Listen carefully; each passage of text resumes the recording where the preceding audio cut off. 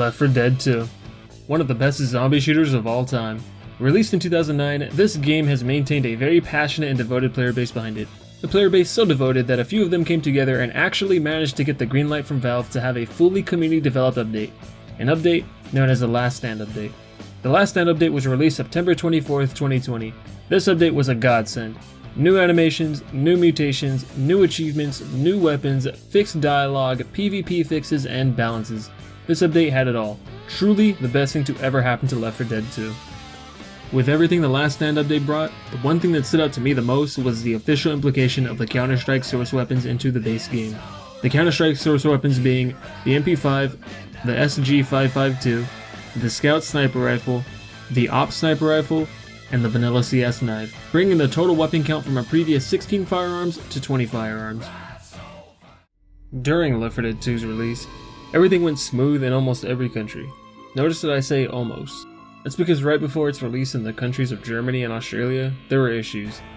Those issues being the German and Australian rating boards refused to classify Left 4 Dead 2 right before its launch, forcing a postponable release. Valve was not going to just leave those countries out of one of the best zombie experiences ever. Instead, Valve released a censored version of the game to Germany and Australia. This censored version completely removed dismemberment, zombie blood splatter, burning zombies, and even zombie ragdolls, as the zombies would just fade away as soon as you killed them. Germany and Australia basically received a watered down version of Left 4 Dead 2, considering the gore was one of the main factors of the entire game.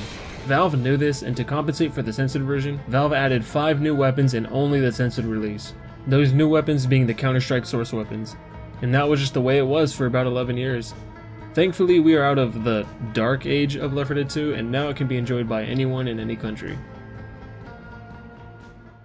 But that's enough with the history lesson. You are here to see how these weapons stack up against each other, and I'm here to show you exactly how. This tier list has every firearm in the game accounted for, along with every upgraded primary. The upgrades being incendiary ammo, explosive ammo, and even the laser sight upgrade. I will go in depth on the strengths, weaknesses, and my overall reason for the placements, and I will be going from the worst to best weapons in the tier list ascending order.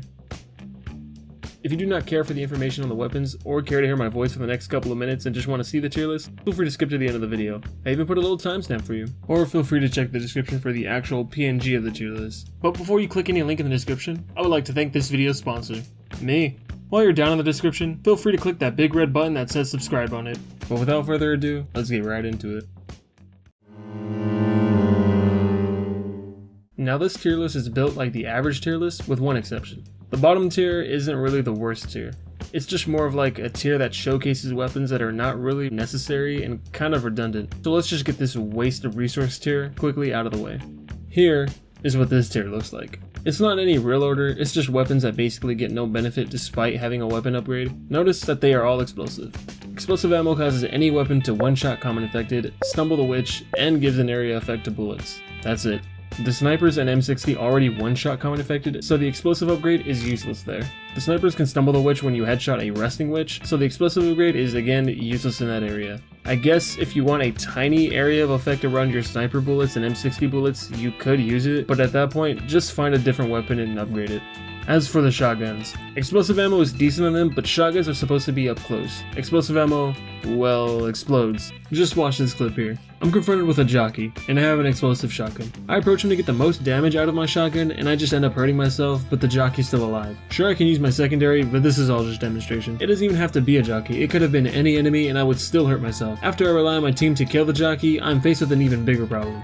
There's a witch blocking my path, and there's no way around her, and to top it all off, it's in a closed room. Any normal human being would attempt to crown her here, but I'm playing on advanced, and I would definitely down myself before being able to kill her. I'm forced to just piss her off. I end up finding a gas can and decide to light her on fire, hurting myself again just trying to do that. I run from her, get some shots in, and then she just happens to run by an alarmed car. I'm forced to give up all my damage in the scenario in fear of my AoE setting off the alarm. I do manage to not get in-capped, but this would have been way easier if I just didn't have bullets that hurt me or my team. Use explosive shotguns with extreme care, or if you're just a trolling masochist. D tier is a little similar to E tier, having nothing but upgraded weapons, but these upgraded weapons aren't a complete waste of use. They definitely offer a use, albeit small.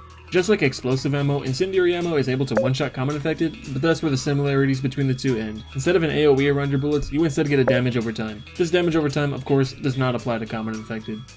At the bottom of D tier, we have the incendiary sniper rifles. As I already said, the sniper rifle is already one-shot common infected, so the only reason why you would ever want to upgrade a sniper would be there are no other weapons around you and you just want to take down a tank, witch, or a special infected a little faster than normal, which can help on higher difficulties or versus, but it's not that huge of a difference. When the grenade launcher is upgraded with any ammo, it gets one special grenade. When upgraded with explosive ammo, it causes the grenade explosion radius to be a bit bigger. This isn't really worth it though, considering it gives your weapon a bigger field to hurt yourself, but in the rare instance where you do get the opportunity to use it correctly, it can clear a pretty big horde headed towards you. The M60 benefits in practically the same way the snipers do. The M60 one-shots common infected, and upgrading it is pretty much just allows you to take down a tank, witch, or a special infected a tiny bit faster, with its damage over time from incendiary. Not useless, but don't make the same mistake I make here, by shooting a tank exposed to water. As a little tip, anything touching water in the source engine will usually be extinguished, so just be careful with your Molotovs and fire ammo. Now you are probably surprised to see both upgraded AKs here, but before you click off the video, let me explain. The AK-47 in Left 4 Dead 2 pretty much works similar to CSGO's. It has a very accurate first shot, but wild spread after. The difference in Left 4 Dead 2 is you can't really control your spray, only tap fire. The biggest similarity between Left 4 Dead 2's AK and CSGO's AK is the fact that they can both one-tap headshot, meaning if you headshot common infected or special infected, it's an instant kill. Sorry to interrupt you past Goom and the viewers, but while I was recording for this video, I found out that the one-tap mechanic for the AK still works in versus. I was pretty blown away you could one-tap player specials. But anyways, back to the video. With headshots being instant kills, having fire or explosive bullets is just redundant. I guess if you don't want to land headshots or just struggle landing headshots, they are beneficial, but that's a learning curve that's easily conquered. Surprise, surprise, the actual worst weapon in the game are the pistols. I'm grouping both the dual-wielded and single together as they are practically the same weapon. The pistol has a magazine size of 15, 30 if dual-wielded, a reserve ammo size of infinity, a fire rate of 5 bullets a second, 10 bullets a second if it's dual-wielded, and deals 36 damage per bullet. The pistol is a default weapon of the game. You always spawn with one and will pull one out of nowhere if you run out of chainsaw fuel. The pistol alone surprisingly does more damage per bullet than the SMG, and dual-wielding them is the closest thing we will have to an automatic secondary, but that's about the extent of the pros for the pistol. They just have too short of range and are unreliable against specials and anything higher. There's nothing inherently wrong with the pistol, it's just mostly outclassed, but let's be honest here, the only reason you're using dual pistols is because you can't find a magnum or a melee. And here we are already at the worst primaries in the game, the op and the scout. It's sad the worst two primaries in the game have to be the recently added content, but if anything, it's even more sad that Germany and Australia were given these awful weapons instead of GOR. The op and scout are both bolt action rifles, meaning they have to be cocked in between shots, leading to an overall slower fire rate. The op has a magazine size of 20, reserve ammo size of 180, a fire rate of 1 shot per second, and deals 115 damage per shot. The op also penetrates all common infected hit, just like every other sniper in the game. On paper, the op sounds pretty decent, but in practice, it's just sluggish and unforgiving if you miss a shot. Not to mention this thing takes ages to reload, which leaves you vulnerable for quite a while. This weapon is so bad, you're better off literally grabbing anything else. The Scout. The Scout has a magazine of 15, reserve ammo size of 180, and deals 105 damage per shot. The wiki says the Scout has the same fire rate as the op, but in game I swear it shoots a little faster. I rated this higher than the op because yeah, it does less damage and it has 5 less shots in its magazine, but I have found more success with this weapon due to its faster suspected fire rate. Not completely useless, but if you can, just take any other primary. The laser sight upgrade in Left 4 Dead 2 does one thing, makes your weapon spread tighter. But how can you make a 100% accurate sniper rifle even more accurate? Well, you can't. The laser sight upgrade, when applied to any sniper in the game, just makes your accuracy while moving and firing a bit more in line with your crosshair. So I guess grab it if it's there, but if you find any other weapon than the scout or op, just backtrack and grab the laser sight. Otherwise, you aren't really doing anything for your sniper.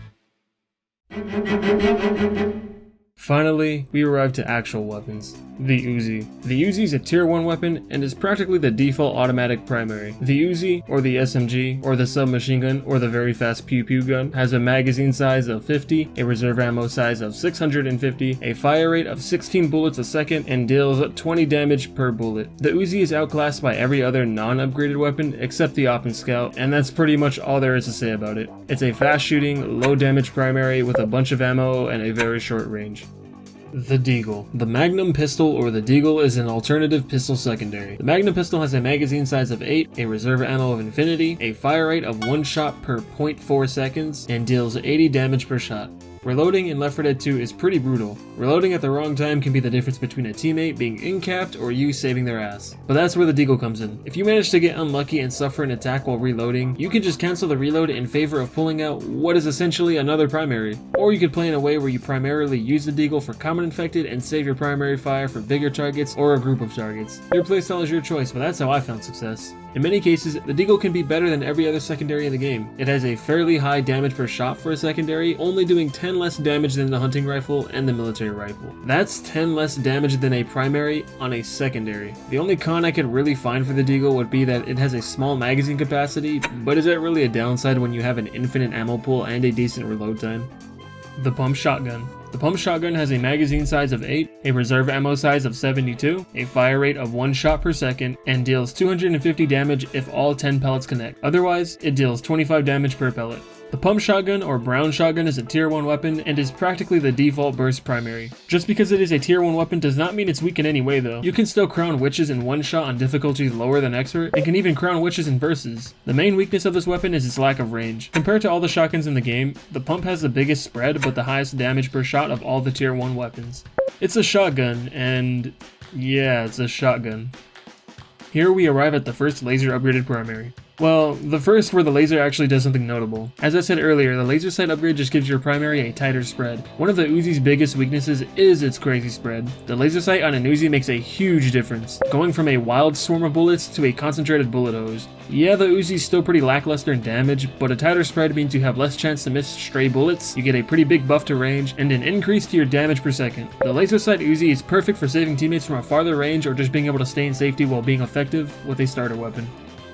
The Chrome Shotgun. The Chrome Shotgun shares all the same stats with the Brown Pump Shotgun, except for 2. Those 2 being the Chrome Shotgun deals 248 damage if all 8 pellets connect, otherwise it deals 31 damage per pellet. So it has an overall lower damage than the Pump Shotgun, but where it really shines is in its tighter spread.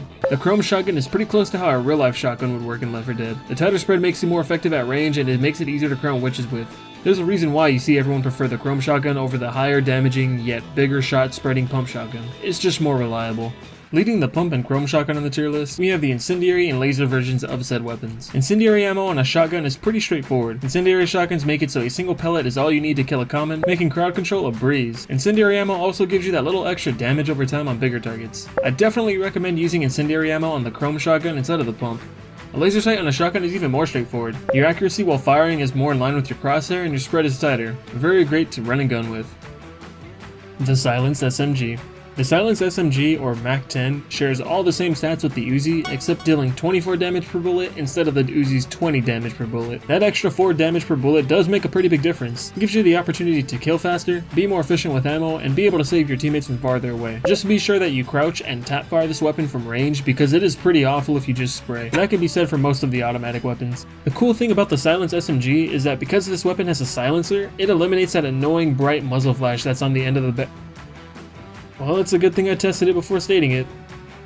Next up, we have another group of upgraded weapons, this time the upgraded SMGs. Just like the shotguns, these are in a pretty loose order as they just make it easier to kill common infected and some special infected. The only true outlier here is the explosive ammo on the Silenced MAC-10. The MAC-10 has a pretty big magazine size of 50. That's 50 mini explosions you can fire at will. An explosive MAC-10 means the common infected won't even touch you if you play it right. And you can even stumble lock special infected, which is really helpful in higher difficulties, and is the reason why I prefer exploding SMGs over incendiary ones. At the top of B tier is my personal favorite weapon in the entire game, the MP5, and its laser variant. The MP5 has a magazine size of 50, a reserve ammo size of 650, a fire rate of 13 bullets per second, and deals 26 damage per bullet. The MP5 is basically a higher damage but slower firing SMG. 26 damage is pretty high considering the M16 and SG-552 both deal 33 damage per bullet. The MP5 becomes pretty formidable if you manage to attach a laser sight to it, as the laser sights are pretty rare and for some reason the MP5 is also pretty rare. But a laser sight on the MP5 basically makes it a rifle. Not only that, but the laser sight matches the MP5 very well, giving you some mad style points. The laser sight on an MP5 really pushes the boundaries of what a tier 1 weapon really is. To start off A tier, we have the M16. The M16 has a magazine size of 50, a reserve ammo size of 360, a rate of fire of 11 bullets per second, and deals 33 damage per bullet. As iconic as the M16 is, it's really just the default tier 2 weapon. The M16's low damage per bullet is made up for by its amazing range and spread. Honestly, not too much to say about this one. You shoot things and they die.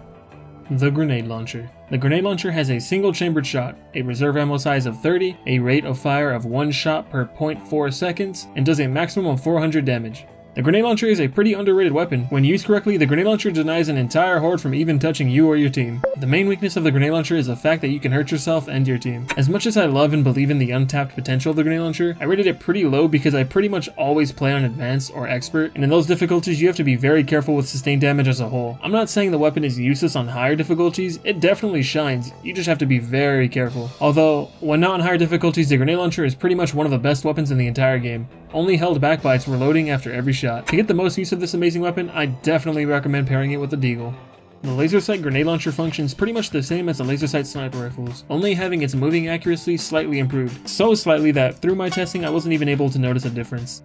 The incendiary grenade launcher. The incendiary grenade launcher is pretty amazing. It basically turns the grenade launcher into a Molotov launcher. You still only have one upgraded shot, but this is one powerful ass shot. The 400 damage on direct hit is still there with an added damage over time. Absolutely amazing when used against tanks.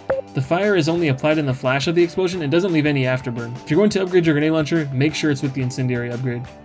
The M60. The M60 has a magazine size of 150, a reserve ammo size of 0 as it cannot be refilled, a rate of fire of 9 bullets per second, and deals 50 damage per bullet. I love the M60. Not as much as a grenade launcher, but I love this gun. You can't refill the ammo, meaning you have to be careful on what you fire at, but thankfully you do have a pretty big magazine that never needs reloading. And the other weakness being the M60 has a pretty wild spread. Not as crazy as the AK, but so much so where you can't really succeed with spraying with the M60, unless it's point blank. The way I find success with the M60 is if you tap fire every enemy you see until a tank gets in your face and then you just go full Rambo on them. Very fun, very effective.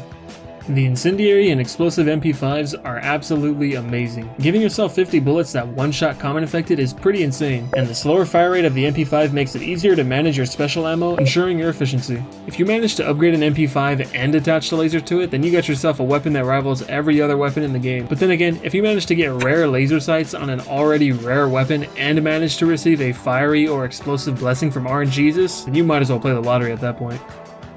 No matter which way you upgrade the M16, it's pretty much all the same. Special ammo just makes common infected die in one shot. The only notable thing to say here is a laser sight on the M16 is pretty crazy. The M16 is already fairly accurate, and a laser sight on it just pretty much makes it a Call of Duty weapon. When I say Call of Duty, I mean it basically gives it no spread. You're just firing a laser tag toy at that point, just like Call of Duty.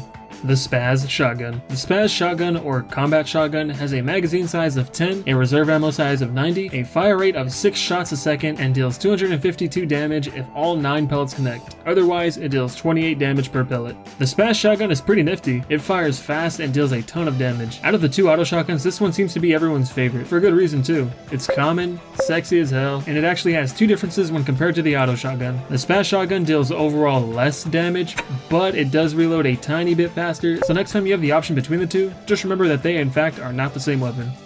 The Auto Shotgun. The Auto Shotgun has a magazine size of 10, a reserve ammo size of 90, a fire rate of 6 shots a second, and deals 253 damage if all 11 pellets connect, otherwise it deals 23 damage per pellet. The Auto Shotgun is pretty much the higher overall damaging version of the Spaz Shotgun. If you ever played Team Fortress 2, the Auto Shotgun is basically the Force of Nature and the Spaz would be the Scattergun. The more pellets the Auto Shotgun produces lead to more damage, but also a bigger spread, making it a bit tougher to deal full damage. Just like the Spaz, this thing is a monster when you go up against a tank with it. But the only con I can think of for both auto shotguns would be that because they reload 1 shell at a time, you can get caught with your pants down pretty often. Just don't go in mindlessly blasting and you should be fine.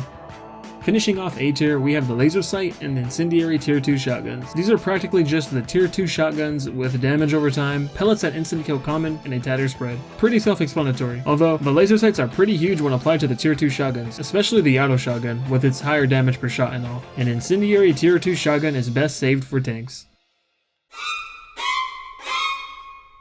Kicking off S tier, we have the combat rifle, aka the SCAR. The combat rifle has a magazine size of 60, a reserve ammo size of 360, a fire rate of 8 bullets per second, and deals 44 damage per shot. The combat rifle has the most amount of overall ammo out of any weapon and is the only burst rifle in the entire game. Because it fires each shot in a burst, the combat rifle has superb range. Pair its godlike range with its pretty high damage per shot and everlasting ammo size, and you got yourself a damn good long range primary. Just because it is a burst weapon leading to a slower fire rate does not mean that this weapon is bad in close quarters though. Its surprisingly high damage really aids it in close quarters. The combat rifle is the tactician's rifle. If you are patient and attack at the right times, you will definitely find success with it. Leading the combat rifle on the tier list are the upgraded versions of itself. Explosive ammo on this weapon helps with crowd control, and incendiary ammo helps with tanks. The laser sight really makes the SCAR shine though, making the weapon very accurate while moving. It really enables that run and gun playstyle that the stock SCAR just doesn't have. The SG-552. The SG-552 has a magazine of 50, a reserve ammo size of 360, a fire rate of 11 bullets a second when unscoped, 7 bullets a second when scoped, and deals 33 damage per bullet. The SG-552 is the only assault rifle with a scope in the entire game. When scoping in, your fire rate is penalized pretty heavily. Fairly so, considering when unscoped, this rifle is pretty much an accurate SMG on steroids. When unscoped, it shoots insanely fast, giving you the opportunity to clear a horde, put down a special infected with ease, or just spray the tank when up close. A truly remarkable rifle that you cannot go wrong with. Definitely one of the best things to come from the last stand update. The hunting rifle. The hunting rifle has a magazine size of 15, a reserve ammo size of 165, a fire rate of 4 bullets a second, and deals 90 damage per shot. The hunting rifle is another pretty underrated weapon. I guess with how often it spawns, a lot of people probably think it's just a common low tier weapon when that couldn't be any more far from the truth. The hunting rifle and the military sniper are the exact same weapons, just the hunting rifle having a smaller magazine size, and that's it. Next time you see a hunting rifle, just imagine it as a military sniper with a small magazine. With a laser sight hunting rifle, you are a tiny bit more accurate while moving and shooting. Technically better, but meh. At the top of S tier, we have the military sniper rifle. The military sniper rifle shares the exact same stats as the hunting rifle, except it has a 30 round magazine, which is double the hunting rifle's mag size, and it has a reserve ammo size of 210 compared to the hunting rifle's 165. The bigger magazine and reserve do lead to a higher overall total possible damage, making the military sniper the king of S tier. The laser sight military sniper is of course better, giving it better movement accuracy.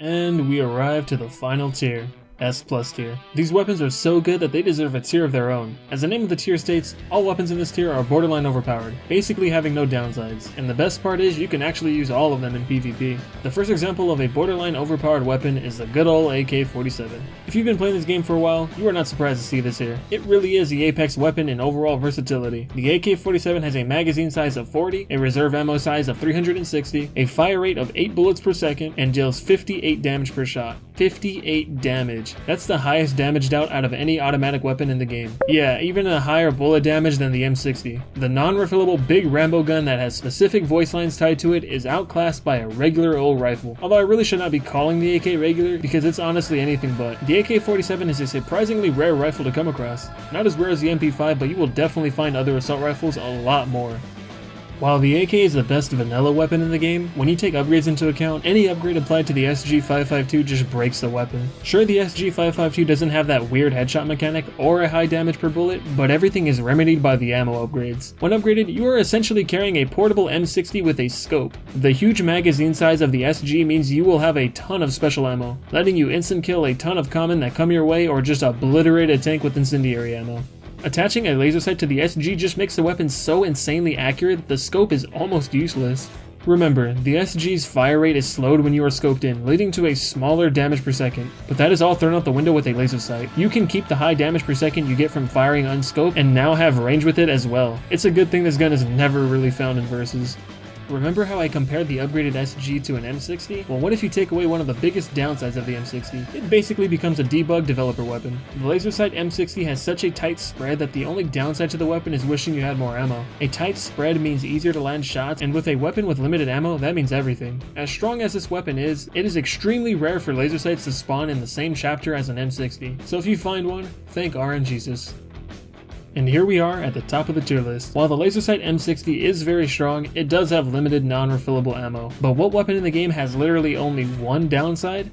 The laser sight AK-47. With this weapon, you hold the highest damage per bullet out of all the automatic primaries in the game, and a unique headshot mechanic that works in versus for some stupid reason. But the best part about this weapon combo is it's actually allowed in versus. If you don't believe in the strength of this combo, just play Dead Center's Gun Store in versus against a competent team of survivors while they all use laser AK-47s, and you will see how unfair this combo really is.